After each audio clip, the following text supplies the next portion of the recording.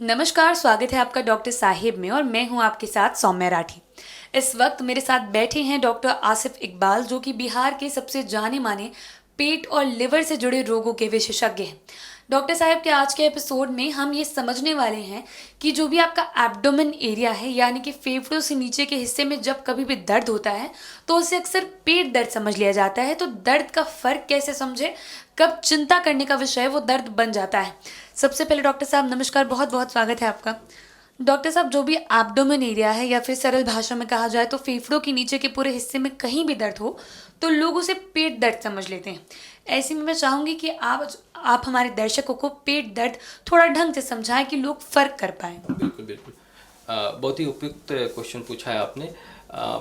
पेट दर्द के बहुत सारे कारण हो सकते हैं और कभी-कभी जो पेशेंट महसूस करते हैं कि पेट दर्द हो रहा है, वो कभी-कभी पेट ना होके कुछ दूसरे ऑर्गन के इन्वॉल्वमेंट की वजह से भी पेट में दर्द हो सकता है। खास करके हम पेट को अगर हम 9 रीजन्स में डिवाइड करते हैं और जो एपिगैस्ट्रियम का एरिया होता है, जो हम जिसको बोलते हैं, जो नेवल एरिया और जो हमारे सीने की हड्डी होती है उसके जस्ट बीच का पार्ट होता है, अगर वहाँ पे पेन हो रहा है तो पेट के अलावा कुछ ऐसे ऑर्गन भी हैं जिनके इन्वॉल्वमेंट की वजह से भी वहाँ पे दर्द हो सकता है।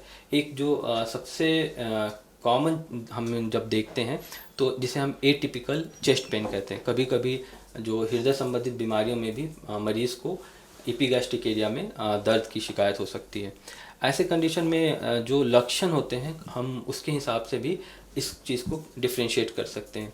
जैसे पेट दर्द के अलावा अगर छाती के भीतर भारीपन या जकड़न महसूस हो रही है, या फिर आपका जो भारीपन या दर्द है वो आपको दाएं या बाएं हाथ में रेडिएट कर रहा है, या लोअर जॉ जिसे बोलते हैं वहाँ भी रेडिएट कर रहा है, या आपको अंदर से घबराहट महसूस हो रही है, या पसीना आ रहा है, या आपको सांस लेने में दिक्कत हो रही है, तो आपको तुरंत अपने डॉक्टर से सलाह लेनी चाहिए। और पेट के अलावा जो दूसरी चीज़ें होती हैं उसके लिए भी आपको अच्छे से इवैल्यूएट करना चाहिए।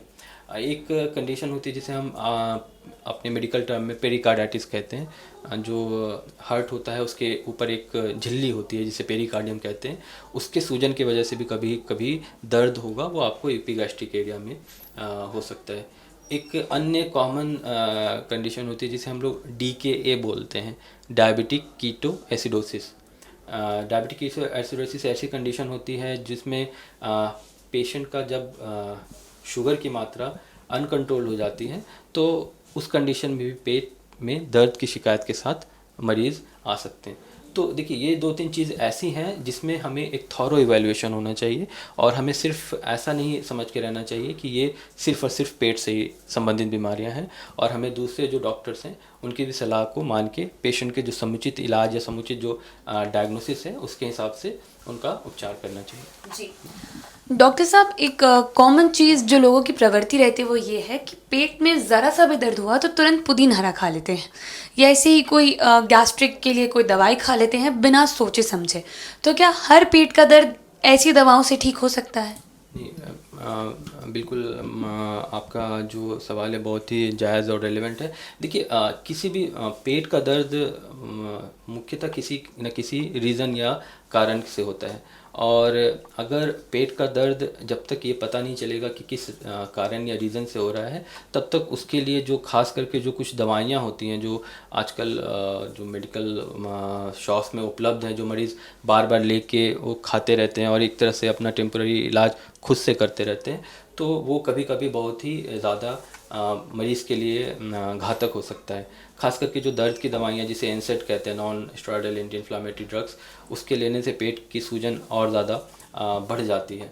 कुछ कुछ दवाइयाँ ऐसी होती हैं जो पेट के अलावा दूसरे अंगों पे भी, जैसे किडनी पे भी ख़राब असर कर सकती हैं। तो सबसे पहले तो हमें पेट दर्द क्यों हो रहा है उसके लिए अपने डॉक्टर से या गैस्ट्रोएंटरोलॉजिस्ट से सलाह लेनी चाहिए, और जो एग्जैक्ट रीज़न है उसका पता करके उसका इलाज उपयुक्त समय पे कराने से हम आगे जो कॉम्प्लिकेशंस होती हैं उससे बच सकते हैं। और जो बराबर जो दर्द की दवाइयाँ या जो सेल्फ मेड उपचार हैं वो कभी कभी मरीज़ के लिए घातक भी हो सकते हैं। जी उम्मीद करती हूँ कि डॉक्टर साहब ने जो सारी बातें बताई हैं आपने उन सारी बातों को ठीक तरीके से सुना और समझा होगा। इसी के साथ बहुत जल्द मुलाकात होगी डॉक्टर साहिब के अगले एपिसोड में। तब तक के लिए अगर वीडियो को फेसबुक पर देख रहे हैं तो पेज को लाइक करें। कमेंट सेक्शन या मेल बॉक्स के माध्यम से आप हमें बता सकते हैं कि डॉक्टर साहिब से आपके क्या सवाल हैं। धन्यवाद।